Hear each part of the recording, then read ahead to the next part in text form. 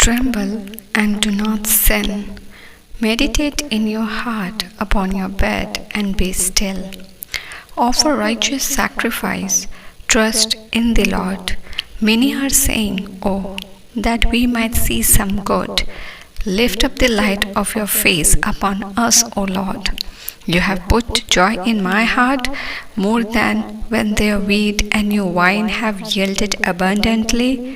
In peace I will both lay down and sleep. For you alone, O Lord, make me dwell in safety and confident trust. कांपते रहो और पाप मत करो। अपने अपने बिछौने पर मन ही मन सोचो और चुपचाप रहो। धर्म के बलिदान चढ़ाओ और यहोवा पर भरोसा रखो। बहुत से हैं जो कहते हैं, कौन हमको कुछ भलाई दिखाएगा। हे यहोवा, तू अपने मुख का प्रकाश हम पर चमका। तू मेरे मन में उससे कहीं अधिक आनंद भर दिया है जो उनका अन्न और दाखमधु की बढ़ती से होता था। मैं शांति से लेट जाऊंगा और सो जाऊंगा, क्योंकि हे यहोवा, केवल तू ही मुझको एकांत में निश्चिंत रहने देता है। इस घड़ी तेरे निकट आते हैं जीवित परमेश्वर पिता। तेरी महिमा करते हैं मेरे परमेश्वर और तुझे धन्यवाद का भेंट चढ़ाते हैं। हृदय की और मन की गुत्थे गुत्थे की बात को जानने वाला तो परमेश्वर है। हमारे मन को टटोलने वाला, हमारे मन के विचारों को नापने वाला और उसे परखने वाला परमेश्वर जीवित पिता तो है परमेश्वर। और जब हम तेरे निकट आते हैं पिता, हम मानो पारदर्शी होते हैं और तू सब पहले ही जानता है। हमारे बुरे विचार, हमारे रॉन्ग टर्न्स, हमारे अच्छे विचार और हमारे गुड टर्न्स सब तू जानता है। हमारे अच्छे कर्म, बुरे कर्म सब तेरे सामने हैं। हम मुंह से बोले कि हम परमेश्वर पर विश्वास करते हैं, हम परमेश्वर पर विश्वास करते हैं, और अगर मनों के अंदर चिंताएं भरी हुई है तो यहोवा जानता है। हम कहते हैं हम परमेश्वर से प्रेम करते हैं, हम परमेश्वर से प्रेम करते हैं, और परमेश्वर के बताए वचनों पर नहीं चलते हैं। परमेश्वर जानता है। मन में उठ रही गुत्थियों को जानने वाला हमारा परमेश्वर है, और जब हम मन से विचारते हैं उन सब बात को परखने वाला और तौलने वाला हमारा परमेश्वर है। हम इस घड़ी तेरे निकट आते हैं पिता और प्रार्थना करते हैं कि तेरे सुधार, तेरे दखल और तेरे सही किए जाने से हम उस सब जगह सही कर दिए जाएं। हम हर जगह अपने जीवन में उस सुधार को ले ले, तेरी अगुवाई और तेरी शिक्षा और अनुग्रह के द्वारा जो अभी तक हमारे जीवन में बिगड़ी हुई है। समय अभी है जब हम चीज़ों को सुधारते हैं। आने वाला कल परमेश्वर हमें शायद ये मौका ना दे। हम हर दिन तुझसे प्रेम करते हैं और हर दिन तू हमसे प्रेम करता है। तेरे प्रेम किए जाने की वजह से हम तुझसे प्रेम करते हैं। मगर अगर हमारा प्रेम करने के साथ विश्वास की कमी है, हमारा तुझसे प्रेम करने के साथ अगर आज्ञाओं को ना मानने की कमी है, अगर हमारा तुझसे प्रेम करने के अनुसार वचन पर चलने की कमी है, परमेश्वर इसमें तुरंत सुधार हमारे जीवन में आने को पाए। क्योंकि वचन कहता है, यदि तुम मुझसे प्रेम रखते हो, मेरी आज्ञाओं को मानोगे। तो अगर हमें परमेश्वर विश्वास से कदम बढ़ाना है, मगर हम विश्वास की कमी की वजह से कदम नहीं बढ़ा पा रहे अपने जीवन में और हर दिन परमेश्वर के प्रेम को पा रहे हैं, तो हमारी ओर से ये आज्ञाकारिता का पूरा होना ज़रूरी है। हमारा किसी भाग को छोड़ देना या हमारे किसी लालसा को ज़बरदस्ती अपने ज़िद में पकड़ कर रखना, लेकिन वो परमेश्वर की ओर से नहीं है, वो परमेश्वर की इच्छा नहीं है और हमने उसे ज़बरदस्ती पकड़ा है। आज्ञाकारिता के अनुसार हम उसे छोड़ दें, इतनी सहायता कर कि वो स्वभाव जो परमेश्वर को महिमा नहीं देता है, हम उसे अपने जीवन में फ्रूटफुल ना होना दें। ना इच्छाएं, ना प्लान्स, क्योंकि वो फ्रूटफुल नहीं है जो परमेश्वर में नहीं है।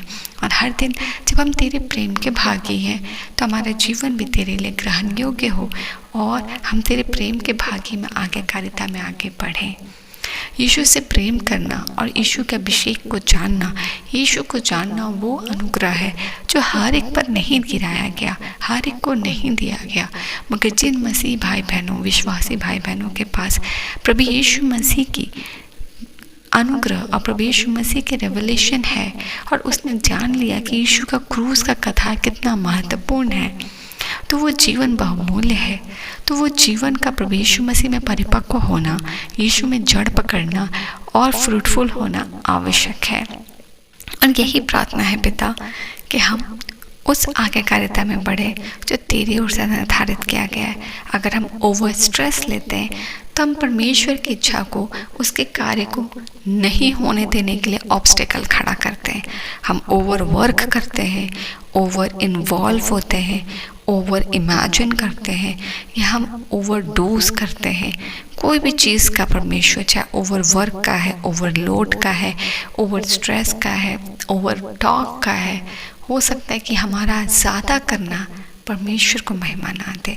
इसलिए हम प्रार्थना करते हैं कि हम तेरी सहभागिता में, उस अनुग्रह में फ्रूटफुल हो जो तू दे रहा है। वचन कहता है, मेरे परमेश्वर, कांपते रहो और पाप मत करो, अपने अपने बिछौनों पर मन ही मन सोचो और चुपचाप रहो। धर्म के बलिदान चढ़ाओ और यहोवा पर भरोसा रखो। परमेश्वर, आपकी आज्ञाकारिता को मानना और आज्ञाकारी होना सबसे बड़ा वो परमेश्वर राइचियसनेस है जो प्रभु यीशु मसीह ने अपने साथ उस क्रूस के द्वारा हमें साझा किया है और हमें सिखलाया है होने को पाए कि जिस रेवलेशंस और राइचियसनेस के वॉक पर, मार्ग पर आप हमें लिए चल रहे हैं, हम उस पर परिपक्व ठहरे। बहुत से हैं जो कहते हैं, कौन हमको कुछ भलाई दिखाएगा। हे यहोवा, तो अपने मुख का प्रकाश हम पर चमका। तूने मेरे मन में उससे कहीं अधिक आनंद भर दिया है जो उनको अन्न और दाख मधु की बढ़ती से होता था। मैं शांति से लेट जाऊंगा और सो जाऊंगा, क्योंकि हे यहोवा, केवल तू ही मुझको एकांत में निश्चित रहने देता है। परमेश्वर, कल तक जब संसार के फ्रूटफुलनेस या संसार के ग्रोथ के पीछे भाग रहे थे, संसार का ग्रोथ या संसार में रहकर एक मनुष्य का ग्रोथ क्या है? अचीवमेंट्स। हम सेटल हो जाएं, हम जॉब पालें, हम फिनेंशियली स्टेबल हो जाएं, हम मेंटली स्टेबल हो जाएं, हम मैरिटल स्टेटस में स्टेबल हो जाएं, हमारी फैमिली बन जाए। हर दिन यही दौड़ रहता है कि हम कल के लिए आज स्टेबल हो जाएं, जिसके बारे में कहता है कि अन्न और दाख मधु, मतलब शरीर को सैटिस्फाई करने वाला और मन को सैटिस्फाई करने वाली चीज़ें जो कल तक बहुमूल्य थी, मगर यहाँ डिफरेंस है कि तूने मेरे मन को उससे कहीं अधिक आनंद दिया है। जिसने प्रभु यीशु मसीह को उद्धार को जान लिया, उसके विश्वास को जान लिया, उसकी सहभागिता को पा लिया, परमेश्वर को पाने का आनंद अनंत है, जिसके सामने अन्न और दाख मधु यानी शरीर का हर सैटिस्फैक्शन व्यर्थ है, क्योंकि उससे ऊपर है वो अनंत आनंद जो परमेश्वर को पाने के बाद आता है। दूसरा जो बहुत इम्पॉर्टेंट है कि मैं शांति से लेट जाऊंगा और सो जाऊंगा, कि क्योंकि हे यहोवा, केवल तू ही मुझको एकांत में निश्चिंत रहने देता है। जब मनुष्य अकेला रहता है, वो कुछ ना कुछ सोचते रहता है, वो चिंता करता है, वो परेशानी करता है, वो डिस्ट्रैक्ट होता है, वो क्या करे नहीं करे, यही मंशा में रहता है। पर जब आप परमेश्वर के साथ होते हैं, हम धन्यवाद देते हैं परमेश्वर आपका कि तू हमें एकांत में भी निश्चिंत रखता है, हमें तृप्त रखता है, हमें संपूर्ण रखता है, हमें शांत रखता है। और इन सभी वचन के अनुग्रह और आशीष को स्मरण कराने के लिए हम तुझे धन्यवाद देते हैं। हम प्रार्थना करते हैं, हे परमेश्वर, इस वचन के साथ तू आज हमें और ज़्यादा दृढ़ कर, हमें और ज़्यादा तृप्त कर, हमें और ज़्यादा परिपक्व कर। और जो प्रार्थनाएं हमने अपने हृदय से तुझसे की है कि हम जहाँ कहीं कमी घटी में चूक रहे हैं वो हमारे जीवन से हट जाए, क्योंकि परमेश्वर हमारा कटोरा तुझसे और तुझसे उमड़ता रहे। हम यही प्रार्थना करते हैं कि हमारे जीवन में परमेश्वर तेरी और तेरी उपस्थिति की घटी कभी ना हो, हम हर दिन तुझसे भरे रहे पिता। और हम मांगते तो एक परमेश्वर की सहभागिता में हमारा जीवन हर दिन तृप्त, फ्रूटफुल और ओवरवेल्म रहे, कि हम तेरी अगुवाई में चले, तेरी अगुवाई में हम सोचे विचारे और तेरी अगुवाई में हमारे जीवन के कार्य पूरे हो जैसा तूने योजना किया है। आज के दिन के लिए हम तुझे धन्यवाद देते हैं और सुरक्षा को मांगते हैं। हम सुरक्षित रहें, सुरक्षित कामों को जाएं, सुरक्षित लौटें और पूरे दिनचर्या के डिसाइडेड काम पूरे होने को पाए। हमारी गवाहियों से आपको महिमा मिले। हम अपने परिवार के समेत हर एक को आपके हाथ में देते हैं। हर एक की सुधि ले, हर एक के जीवन में तेरी सुरक्षा हो। धन्यवाद का भेंट चढ़ा इन सभी प्रार्थनाओं को मांगते हैं पिता। अनुग्रह सुनिए, स्व के राज में ग्रहण कीजिए यीशु के नाम से, आमीन।